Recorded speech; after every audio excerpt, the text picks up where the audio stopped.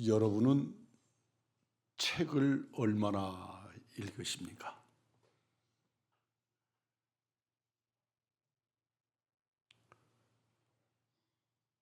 여러분들은 글을 얼마나 읽고 쓰고 생활하십니까? 하나님의 말씀은 능력입니다. 우리 신앙의 힘과 능력이 하나님의 말씀에서 나옵니다. 하나님의 말씀은 우리 길의 빛이요 삶의 좌포이며 생명의 양식입니다. 오늘 본문은 우리에게 하나님의 말씀이 얼마나 소중하며 우리의 삶을 어떻게 바꿔놓는지, 그 능력이 어떤 것인지를 우리에게 가르쳐 주십니다. 초대교회 7 집사님 중에 한 분이신 빌립 집사님은 믿음과 성령이 충만한 사람이라고 성경이 그렇게 말합니다. 그 빌립이 사도들과 함께 사마리아에서 열심히 복음을 전하는 중에 성령님의 명령을 받습니다. 26절입니다. 남쪽으로 향하여 예루살렘에서 가사로 내려가는 길까지 가라. 가사는 지금 이스라엘이 하마스와 전쟁을 하고 있는 이스라엘의 남쪽 지중해 변으로 통해서 이집트로 내려가는 길목에 있는 가자 지구, 그곳을 성경은 가사라고 표현하고 있습니다. 에티오피아 여왕 간다게의 모든 국고를 맡은 내시가 절기에 예배하러 예루살렘에 왔다가 돌아가는 수레를 타고 선지자 이사야의 글을 읽고 있었습니다. 사도행전 8장 27절로 28절입니다. 일어나 가서 보니 에티오피아 사람 곧 에티오피아 여왕 간다게의 모든 국고를 맡은 관리인 내시가 예배하러 예루살렘에 왔다가 돌아가는데 수레를 타고 선지자 이사야의 글을 읽더라. 영적 성장의 기본은 성경입니다. 옛날이나 지금이나 가장 좋은 영적 성장의 시작은 성경 읽기입니다. 유대 랍비들은 성경을 단순하게 읽으라고 말합니다.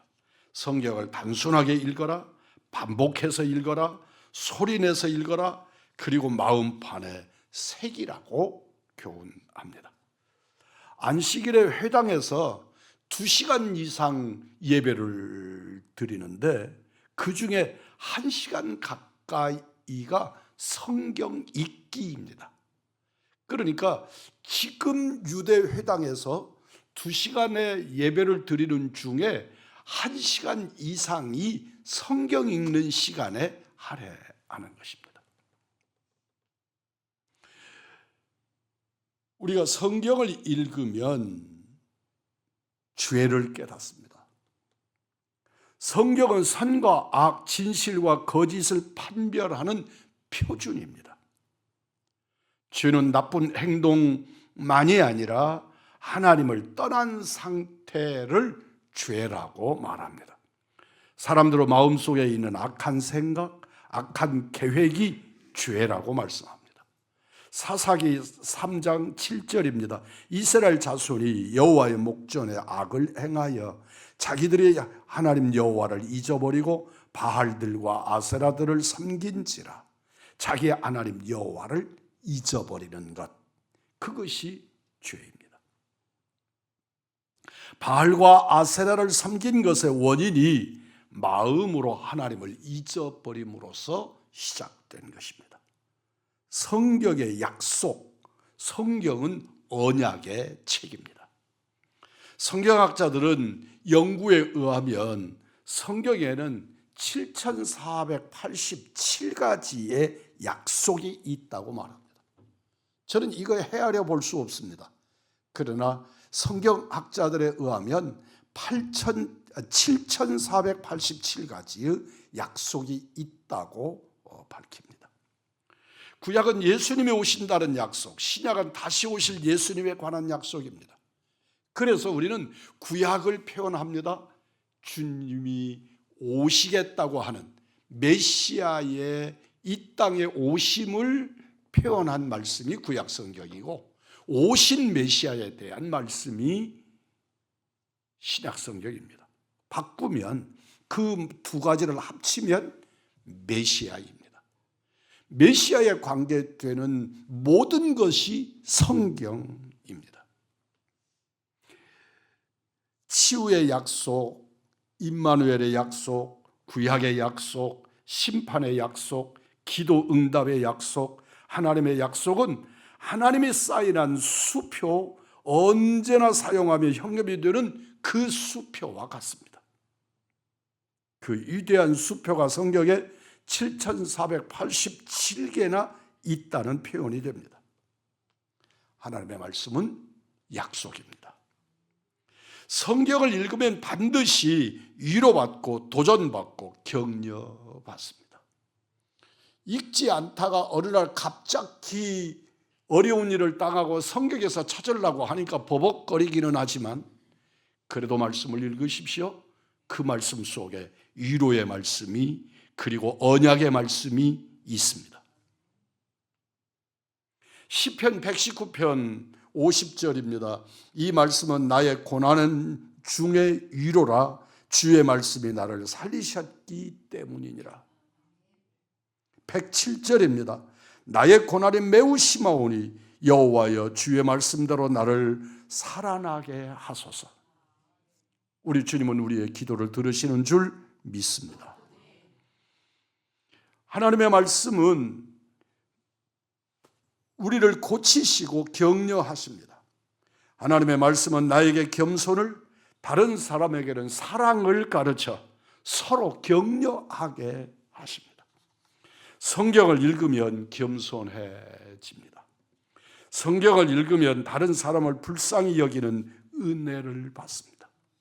성경은 우리를 격려하고 위로합니다. 디모데후서 3장 16절입니다. 모든 성경은 하나님의 감동으로 된 것으로 교훈과 책망과 바르게 함과 의로 교육하기에 유익하니. 교훈의 말씀, 책망의 말씀, 부르시는 말씀, 명령이 하나님의 말씀 성경입니다. 하나님의 말씀은 우리에게 명령하시고 지시하실 때 우리가 반응할 일은 순종입니다. 잠언서 3장 6절입니다. 너는 범사의 그를 인정하라. 그리하면 내 길을 지도하시리라. 하나님의 말씀을 묵상하는 것, 하나님의 말씀을 읽는 것, 이미 순종하고 있는 것입니다. 그 순종의 결론은 주님의 말씀 앞에 무릎을 꿇는 것입니다. 하나님의 말씀은 우리에게 명령하시고 지시하실 때 여러분과 저의 반응은 순종입니다. 잠언서 3장 6절입니다. 따라서 하겠습니다. 너는 범사의 그를 인정하라. 그리하면 내 길을 지도하시리라. 우리가 하나님의 말씀을 읽고 이 복을 누리시기를 축복합니다. 내실은 읽는 성경이 이해가 되지 않았습니다. 오늘날에 소설을 읽고 문학 전집을 읽고 주석이 필요하다면 그는 이미 소설이나 문학이 아닙니다. 한각이라고 하는 노벨상 문학상을 받은 우리 한국의 작가가 있지요. 그분이 쓴 노벨상을 받은 책들을 그 전에 우리 둘째 아들이 이미 사서 책꽂이에 꽂아놓은 책이더라고요. 그 중에 한 권을 또 한 권을 사서 그 사람이 쓴 책을 읽어보았습니다.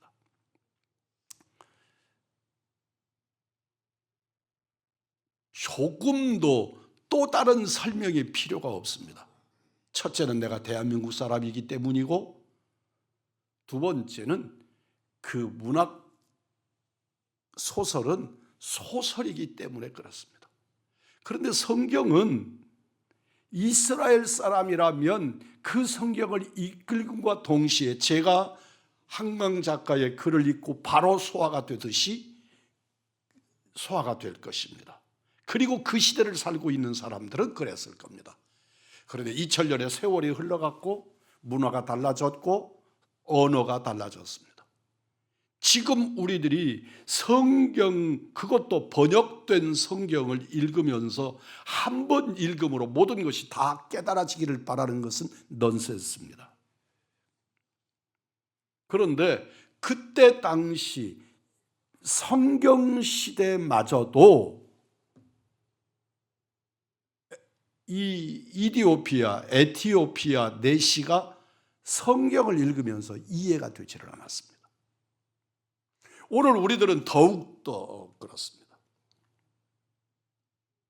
30절입니다. 읽는 것을 깨닫느냐?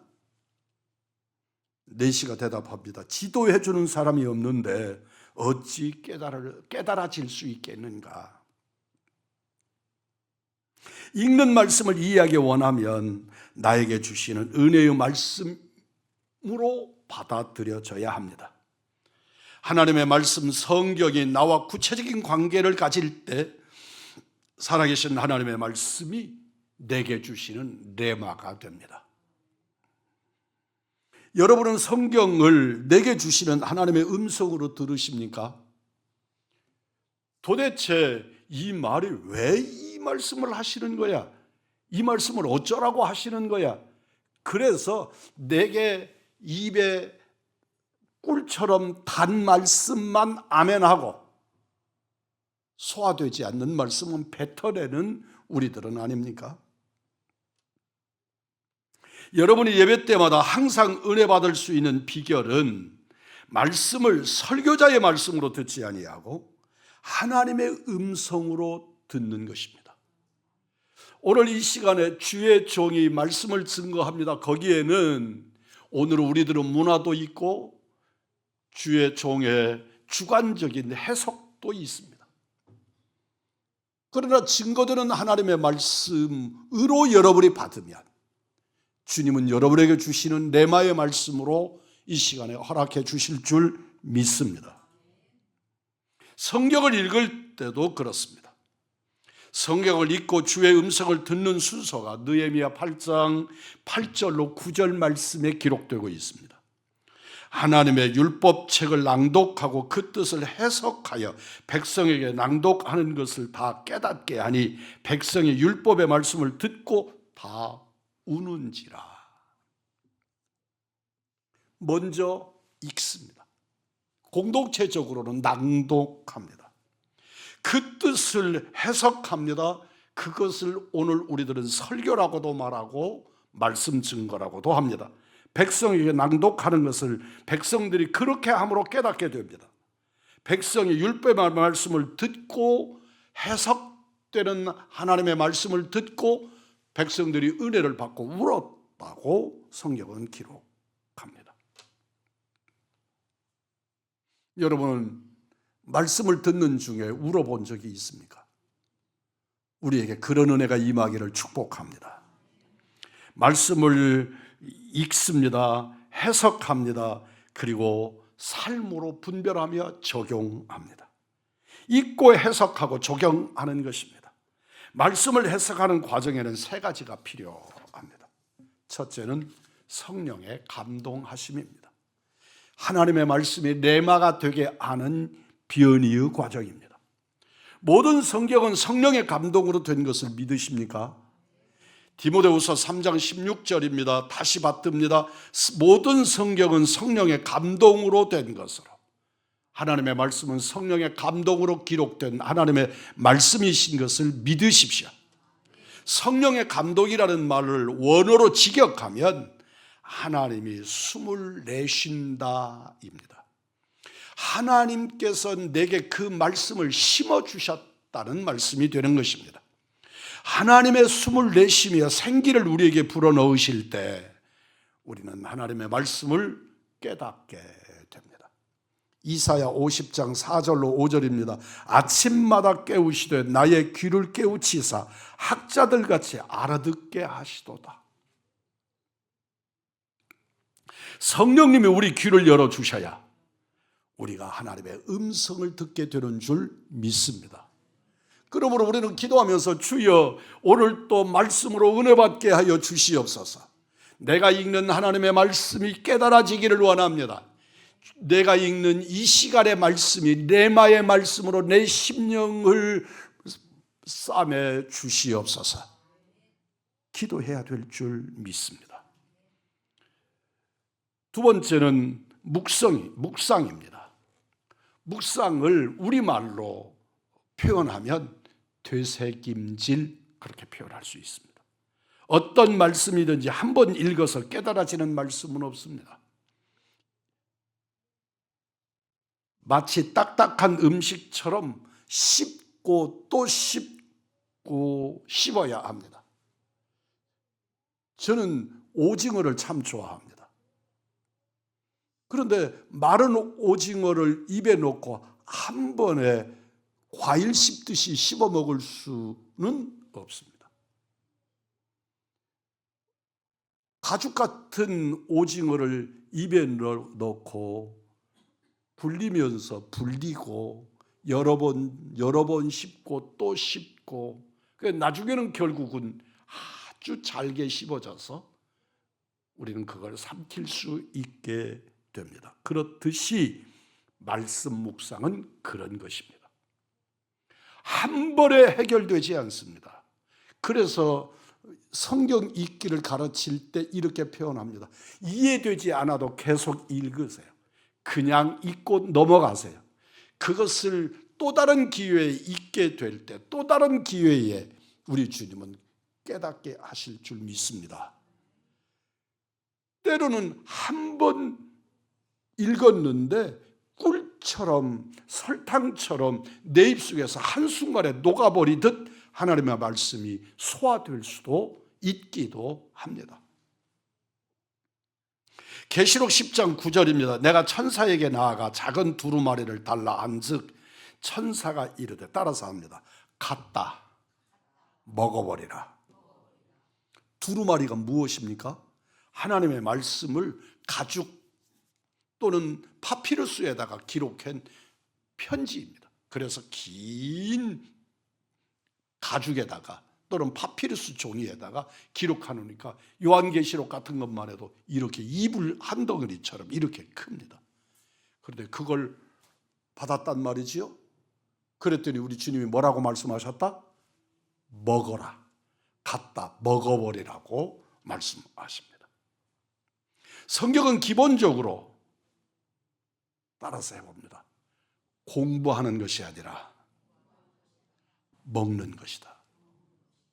아멘으로 받으십시오. 하나님의 말씀을 공부하는 것이 아니라 하나님의 말씀을 먹어서 내 안에 소화되고 말씀이 영양이 되도록 소화시켜야 합니다. 하나님의 말씀을 읽고 묵상하면 생명의 만나가 나옵니다. 묵상할 때 중요한 것은 분석이 아니라 받아들이는 것이고 믿는 것입니다. 묵상은 하나님의 말씀대로 받아들여 적용하는 것입니다. 그러므로 하나님의 말씀에 대하여 분석하려고 하지 마십시오. 오늘날의 자유주의 학자들, 오늘날의 현대주의 학자들의 큰 실수가 성경을 분해하는 것입니다. 분해하다가 보니까 이론에 맞지 않거나 상황에 맞지 않거나 자기 지식에 거절되거나 그러면 하나님의 말씀을 자기 마음대로 왜곡하는 것입니다. 그래서 우리 주님이 물 위에 걸으셨다. 갈대밭 사이로 적벅적벅 걸어간 것이지 그 바다 위를 걸어간 건 아니다. 그렇게 자기들의 이성에 맞도록 하나님의 말씀을 해체시켜버리는 것입니다. 하나님의 말씀을 받으십시오. 그리고 믿으십시오. 그리고 소화시키십시오. 하나님의 은혜로 충만할 줄 믿습니다. 성경 묵상은 반드시 예수님 중심으로 읽고 묵상하는 것입니다. 하나님의 말씀을 읽으면서 그 말씀 속에서 예수가 찾아져야 합니다. 한 단어 한 단어에서 예수를 발견할 수 없을지라도 성경을 읽으면서 그 성경 전체 속에서 예수가 찾아져야 합니다. 내시가 성경 이사야를 읽는데 무슨 말씀인지 알지 못했습니다. 31절입니다. 대답하되 지도해 주는 사람이 없으니 어찌 깨달을 수 있느냐. 35절입니다. 빌립이 입을 열어 이 글에서 시작하여 예수를 가르쳐 복음을 전하니. 놀라운 말씀입니다. 여러분, 이 말씀을 어떻게 해석하십니까? 빌립은 성경을 읽지만 깨닫지 못하는 에티오피아 내시에게 성경을 가르쳤다고 말씀하지 않으시고 예수님을 가르쳤다고 성경은 기록합니다. 이 글에서 시작하여 예수를 가르쳐. 이 글이 무엇입니까? 이사야서입니다. 빌립은 성경을 가르친 것이 아니라 예수님을 가르쳤습니다. 내시는 성경을 읽고 있었고 빌립은 그 성경에서 예수님을 가르침 받을 때 내시의 눈이 열려 말씀의 뜻이 깨달아졌단 말입니다. 모든 성경은 예수님에 관한 말씀인 것을 믿으십니까? 앞에서 말씀드렸습니다. 구약 성경은 오실 예수님, 신약 성경은 오신 예수님. 그래서 신구약 성경은 예수, 메시아라고 말씀드렸습니다. 요한복음 5장 39절입니다. 너희가 성경에서 영생 얻는 줄 생각하고 성경을 연구하거니와 이 성경이 곧 내게 대하여 증거하는 것이니라. 여기서 내가 누굽니까? 예수님입니다. 이 말씀은 누가 하셨습니까? 예수님이 하셨습니다. 너희는 성경에서 영생 얻는 줄 생각하고 성경을 연구한다. 그런데 이 성경이 누구에 대하여 증거한다? 예수에 대하여 증거한다. 예수님은 구약의 모든 말씀이 자신을 위한 말씀이라고 하십니다. 신구약 성경은 예수님에 관한 증거입니다. 그래서 우리는 모든 성경에서 예수님을 보고 예수님에게서 성경을 봐야 합니다. 성경이 나를 위한 하나님의 말씀인 것을 깨달으십니까? 그 성경의 중심이 예수님이신 것을 믿습니까? 그 예수님으로부터 나를 살리는 복음이 나온다는 것을 믿으십니까? 성경은 우리를 변화시킵니다. 에티오피아 내시가 성경을 통해 예수님을 발견하고 복음을 받아들이자 놀라운 일이 일어났습니다. 36절입니다. 말하되 보라 물이 있으니 내가 세례를 받으면 무슨 거리낌이 있느냐. 여러분, 내시가 세례를 받기를 원합니다. 세례는 예수님을 영접한 거룩한 표식입니다. 예수님 영접했기 때문에 내세는 세례 받기를 원하는 것입니다. 물로 세례를 주는 것은 그리스도의 피로 죄를 씻고 정결해졌다는 뜻입니다. 내 의를 드러내는 것이 세례가 아니고 주님을 받아들였다는 증거가 세례입니다. 중요한 것은 빌립이 당신에게 복음 전했고 당신이 예수님을 영접했으니까 당신 세례 받으셔야 합니다. 세례 받으세요. 강권한 것이 아닙니다. 내시 스스로가 세례 받기를 원했습니다. 그가 말합니다. 주님 앞에 주님 영접했고 하나님의 성령의 역사가 있고 물도 있으니 내가 세례 받는 것이 마땅하지 않으냐. 빌립과 내시가 같이 물속에 들어가서 세례를 베풀고 받습니다. 예수님을 영접했고 복음의 확신을 가지면 누구나 세례 받을 충족 조건을 가진 것입니다.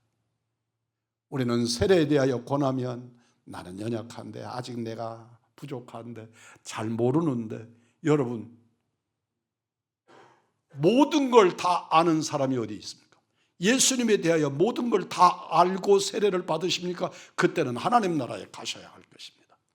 여러분 세례 받으시고 그 말씀을 쫓아서 복음으로 승리자로 하나님의 말씀 앞에 가야 될 줄 믿습니다. 38절로 39절입니다. 이에 명하여 수레를 멈추고 빌립과 내시가 둘 다 물에 내려가 빌립이 세례를 베풀고 둘이 물에서 올라올세 주의 영이 빌립을 이끌어 간지라. 다시 원래의 자리로 복음 전하는 자리로 이끌어 가는 겁니다. 내시는 기쁘게 길을 가므로 그를 다시 보지 못하니라. 에티오피아의 유대 디아스파라로 살던 내시는 절기를 맞아서 예루살렘에 예배하러 왔을 겁니다. 예루살렘이 무너져서 완전히 흩어져 버렸을 때, 그때 수많은 유대인들이 세계 각지로 다 흩어졌습니다. 적어도 이 내시는 에티오피아에 정착했을 겁니다. 그들은 각 나라에 흩어졌어도 여전히 여호와 하나님을 믿는 하나님의 백성입니다. 그들의 말씀의 절기를 따라서 3대 절기를 따라서 유월절, 맥주절, 그리고 장막절에 예루살렘에 찾아들어서 하나님을 예배한 겁니다. 그리고 그 예배를 마치고 자기 고국으로 돌아가는 그 과정에서 빌립을 만났고 예수님을 구주로 영접하고 세례를 받았더니 오늘 성경은 뭐라고 말합니까? 기쁘게 길을 갔다고 말씀합니다. 왜 우리가 가는 길이 행복하지 않습니까? 내 인생길이 행복하지 않습니까? 길이 험해서가 아니라 마음이 기쁘지 않아서입니다. 마음이 기쁘지 않은 것은 마음에 믿음의 확신이 없기 때문입니다. 예수님이 내 마음에 계시고 주가 길을 인도하시면 기쁘게 그 길을 갈 수 있는 줄 믿습니다. 시편 119편 105절입니다. 주의 말씀은 내 발의 등이요. 함께 합시다. 주의 말씀은 내 발의 등이요 내 길의 빛입니다. 하나님의 길을 인도하십니다. 인도하시는 하나님의 길에 동행하시기를 바랍니다. 예수님이 길이심이 믿어지십니까? 하나님의 말씀이 우리 길의 빛이요 진리이십니다. 이 내시가 에티오피아로 돌아갔습니다. 그리고 끝 아닙니다. 내시가 고국으로 돌아간 지 수년 후에 에티오피아는 역사적으로 우리가 기록되는 히스토리, 기록되는 역사로 에티오피아는 황제 이하 모든 백성이 예수를 믿어서 이스라엘 박 최초의, 인류 최초의 이스라엘 박 기독교 국가가 탄생합니다. 무엇의 열매였겠습니까? 그리고 그 뿌리에서 2, 3세기 아프리카의 기독교 역사상 그것도 최초로 수도원 운동이 일어났고 4세기 중엽에 우리 기독교 역사에 지울 수 없는 성 어거스틴이 아프리카 땅에서 태어납니다.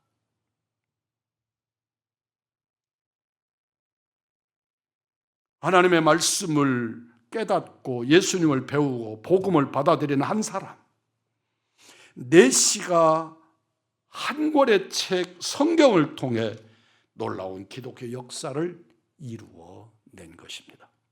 성경이 나에게 주신 하나님의 말씀인 것을 믿으십니까? 그 말씀을 읽으십시오. 그 말씀을 읽는 것을 저는 오늘 거룩한 독서라고 했습니다. 영적인 양식입니다.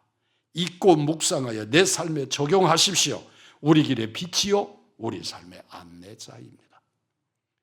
우리 왕중앙교회는 아침 7시면 어김없이 여러분에게 하나님의 말씀을 보냅니다. 그리고 그 말씀을 읽자고 말합니다. 그래서 1년에 단 한 권의 성경이라도 읽고 가자고 말합니다. 여러분, 그 말씀을 읽으십시오. 그리고 에티오피아 내시가 누렸던 이 기쁨의 주인공들이 되시기를 주님의 이름으로 축복합니다.